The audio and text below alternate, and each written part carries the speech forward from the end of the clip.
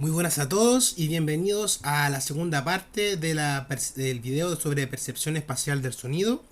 Y bueno, retomaremos de inmediato la materia que estamos abordando. Hasta ahora hemos estudiado los mecanismos fisiológicos que nos permitían detectar y procesar los sonidos. Ahora vamos a ver algo un poquito más adelantado, que es el aspecto que tiene que ver con la percepción del sonido, es decir, de dónde viene un estímulo sonoro. Como nombré en el video anterior, esto era importante para la supervivencia de mamíferos a lo largo de toda la evolución, para localizar con precisión la fuente de los sonidos. Entonces, ahora quiero que ustedes imaginen un escenario en la naturaleza. Como habíamos visto en la última diapositiva, un mamífero intenta detectar si un crujido de una rama proviene de su izquierda o de su derecha, si está cerca o si está lejos. Y si ocurre, por ejemplo, a nivel del suelo o ocurre desde arriba. Esta información tridimensional tiene que procesarse y se procesa en milisegundos para generar una respuesta adaptativa muy apropiada. Entonces, nuestro sistema auditivo hay que decir que ha evolucionado para realizar estas tareas, estas complejas operaciones de una forma automática e incluso inconsciente. ¿Por qué? Porque utilizamos múltiples señales acústicas, estas van a ser procesadas de manera paralela en diferentes estructuras a lo largo de la vía auditiva, desde el oído externo hacia la corteza cerebral.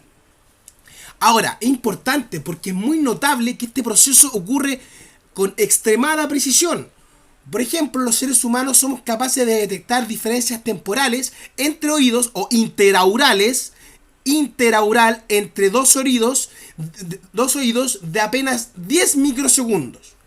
Esto nos permite discriminar, por ejemplo, la posición de una fuente sonora con un margen de error muy pequeño. Entonces, vamos a profundizar en las estructuras anatómicas específicas que procesan la información espacial del sonido.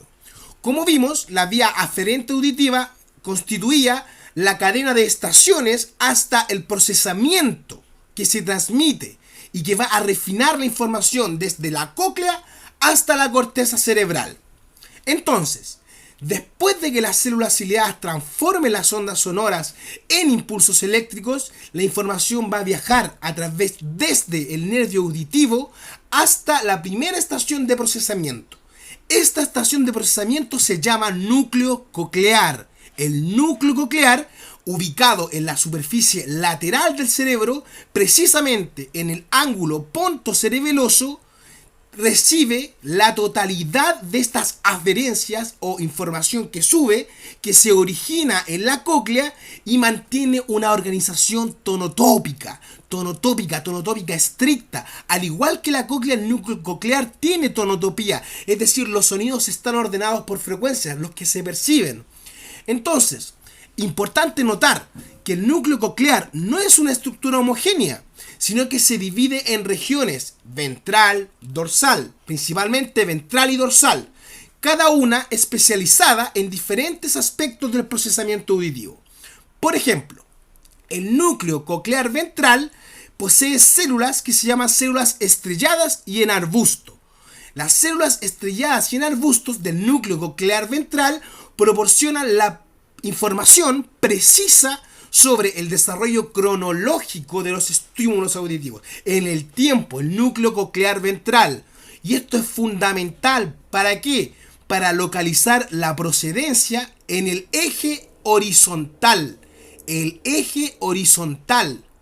El núcleo coclear ventral se encarga de la localización con la procedencia del eje horizontal. Este también se llama azimut. ¿Por qué lo repito? Porque el núcleo coclear dorsal tiene otras características. En primer lugar, tiene células que se llaman fusiformes y muestran respuestas excitatorias o inhibitorias frente a una gran cantidad de frecuencias. Este patrón de activación espacial va a contribuir fundamentalmente a la localización de las fuentes sonoras, pero en el eje vertical o de elevación. Resumiendo, el núcleo coclear ventral, que es el que veíamos anterior a lo que describí, lo localiza en el eje horizontal el núcleo coclear ventral en el eje horizontal y el núcleo coclear dorsal va en el eje vertical. Lo repito varias veces porque es típico pregunta de examen. Bien, desde el núcleo coclear la información se va a proyectar. ¿Hacia dónde? Hacia el complejo olivar superior. Una característica importante para la localización espacial, pues. ¿Por qué? Porque el complejo incluye varios núcleos, entre los que se destacan la oliva superior medial y la oliva superior lateral. Oliva superior medial y oliva superior lateral. Cada uno está especializado en un aspecto diferente en la localización. Porque miren, observen bien. La oliva superior medial va a procesar principalmente las diferencias temporales interaurales entre oídos, siendo especialmente sensible a sonidos de baja frecuencia, a sonidos graves, los de baja frecuencia. Esta estructura entonces contiene células que funcionan como detectores de coincidencia y responden cuando los impulsos de ambos oídos llegan simultáneamente ¿a dónde? A la misma neurona. ¿Ok? Entonces, estas estructuras que yo acabo de describir representan el comienzo de esta red neuronal que está dedicada a la percepción tridimensional del espacio auditivo. Y esto lo vamos a seguir observando a la siguiente diapositiva. ¿Ok?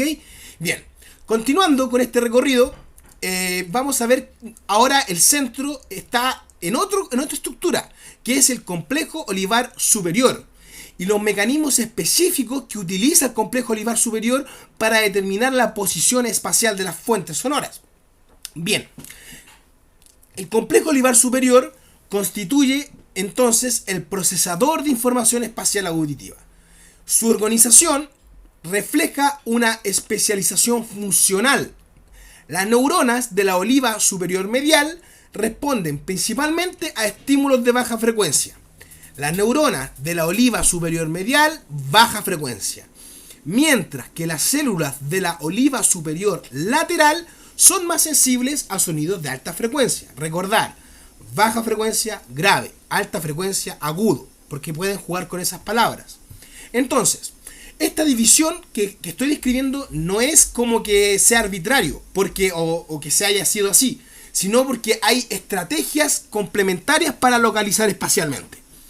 Miren, cuando un sonido proviene de una posición lateral, no llega a ambos sonidos de manera simultánea.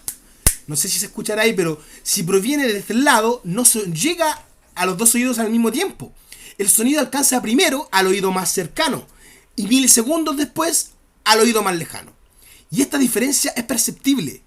Esta diferencia se conoce como diferencia interaural del tiempo, que estaba en un rap que se llama ITD.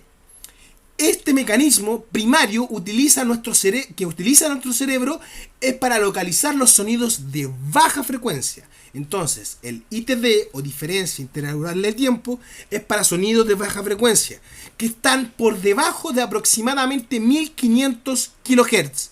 Por debajo de 1500 kHz, ¿ok? La oliva superior medial, entonces, ha desarrollado un sistema de detección de diferencias temporales.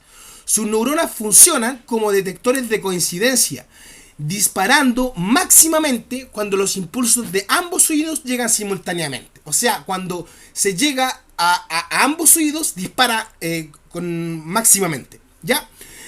¿Qué es lo fantástico de esto? Es que las células van a estar organizadas en un gradiente que representa diferentes intervalos de tiempo interaural, ITDs, creando un mapa de especialización o de localización a lo largo del eje horizontal. ¿Ya? La sensibilidad de esto es realmente precisa, porque podemos detectar diferencias temporales de apenas 10 microsegundos, lo que nos va a permitir localizar fuentes sonoras con una precisión de pocos grados en el plano horizontal, de pocos grados. O sea, miren, esta capacidad nos permite orientarnos en el espacio y respondemos adecuadamente a través de estímulos auditivos que lleguen con esta característica. ¿Por qué? Porque los sonidos de alta frecuencia en el cerebro dependen de otro mecanismo, el que vamos a explorar a continuación.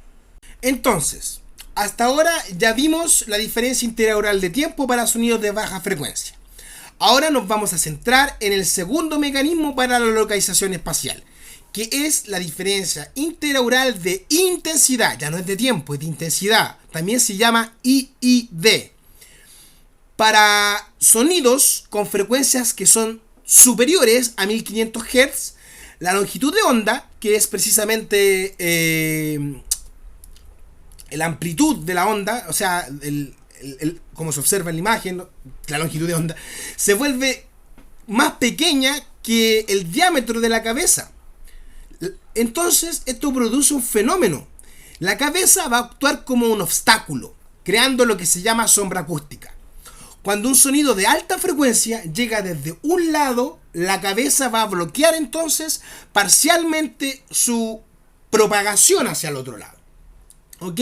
Generando en consecuencia una diferencia de intensidad entre los dos oídos. ¿Qué pasa neuroanatómicamente y con lo que estábamos viendo? Que la oliva superior lateral es la estructura especializada en procesar estas diferencias de intensidad. Sus neuronas, las de la oliva superior lateral, reciben entradas excitatorias del núcleo coclear, que nosotros ya habíamos visto anteriormente. ¿Pero de qué núcleo coclear? Del mismo lado, ipsilateral, y inhibitorias del núcleo coclear contralateral. Entonces, recibe entradas excitatorias del núcleo coclear ipsilateral y inhibitorias del contralateral. ¿Y dónde se observa esto? Se observa en el cuerpo trapezoide. Esta configuración de circuitos crea un sistema de comparación que es muy sensible a diferencias de intensidad entre ambos oídos. Bueno, ¿qué va a pasar? La magnitud de esta diferencia interaural va a variar en función de la posición de la fuente sonora. Un sonido que proviene directamente de un lado va a generar diferencias, puede generar diferencias de hasta 20 decibeles entre ambos oídos para frecuencias altas, que es la que estamos viendo. Mientras que la diferencia va a disminuir gradualmente a medida que la fuente se acerca al plano medio. Ya, al plano medio, hacia el, por decirlo así, sagital, donde la diferencia es prácticamente nula. Lo impresionante de esto es que el sistema tiene una precisión complementaria. ¿Por qué? Mientras que el sistema ITD es más efectivo para frecuencias bajas, el mecanismo IID va a alcanzar su eficacia principalmente donde el otro sistema pierde función o resolución, por decirlo de alguna manera. ¿Dónde es ese sistema? En la frecuencia alta. Uno para frecuencias bajas, otro para frecuencia alta. Esta complementariedad garantiza entonces que el sistema va a ser capaz de localizar precisamente a lo largo de todo el espectro auditivo. ¿Ok? Finalmente, para concluir la idea, ambos mecanismos procesados respectivamente por la oliva superior medial y por la oliva superior lateral van a proporcionar información que, tras ser integrada por los centros descritos superiores, por decirlo así, nos permite crear una representación coherente del origen espacial de los sonidos en el plano horizontal. ¿Ya? Entonces, ¿cómo determinamos si un sonido proviene de arriba, de abajo, del suelo o del cielo, o de un punto intermedio? La localización vertical o en elevación utiliza mecanismos diferentes a los que ya vimos. Aquí las diferencias interaurales de tiempo o de intensidad dan menos información, ya que los sonidos que provienen de distintas elevaciones, pero con el mismo ángulo, que se llama ángulo azimutal, pueden generar patrones similares de la ITD o de la IID. ¿Ok? El pabellón auricular, también llamado pina auditiva, va a jugar un papel importante ahora. ¿Por qué?